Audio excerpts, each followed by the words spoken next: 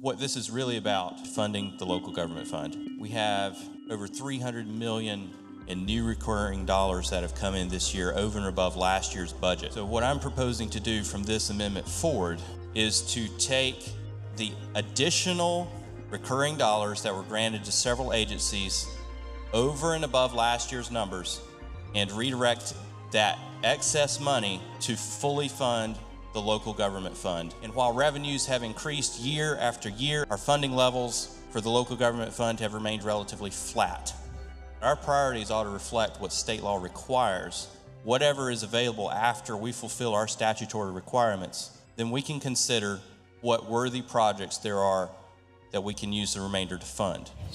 So you're comfortable then, if I understand your position, you're comfortable with the local government spending money on anything they want to, whether that's pet projects or things that would not be core functions, so long as we follow the local government fund statute. Just as the citizens and taxpayers of South Carolina need to be vigilant about what we do in this chamber, so they also need to be vigilant about what their local governments do in their own backyard. I want to tell the body that I appreciate what Representative Hill is trying to accomplish. However, I don't think we should accomplish it on the backs of John Della Howe. Do you see any connection between John Della Howe and its funding and local government funds? No, sir, I do not. Thank you so much.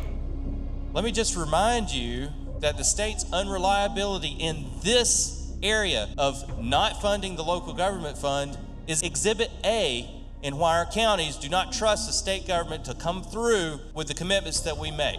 Trust is earned, and we haven't given our local governments a lot of reasons to trust us lately. Why specifically you are supporting what you call full funding of the local government? I thought that when you write something into the law that you have to follow it. I just got one question, Mr. Hill. Mr. Hill, I'm really trying to find out what is it with you and this government fund, local government fund.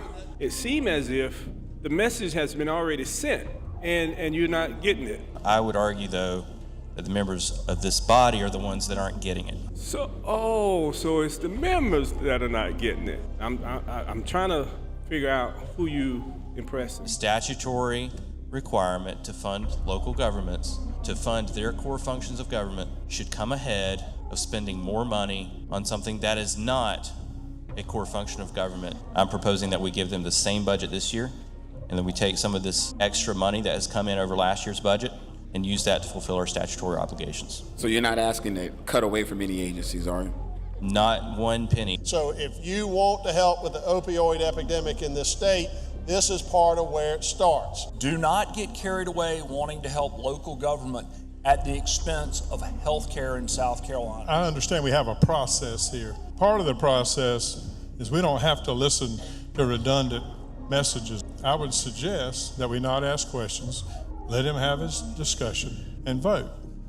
Don't waste any more time going through each and every one of these. By a vote of 84 to 30, Amendment 55 is tabled. By a vote of 108 to 1, Amendment 1 is tabled. Votes are closed. Clerk will tabulate. Vote of 89 to 3, the amendment's tabled. Polls are closed. Clerk will tabulate. By a vote of 71 to 4, Amendment 3 is tabled. All right, time has expired. Polls are closed. Clerk will tabulate. By a vote of 74, 1 to 4, Amendment 6 is tabled.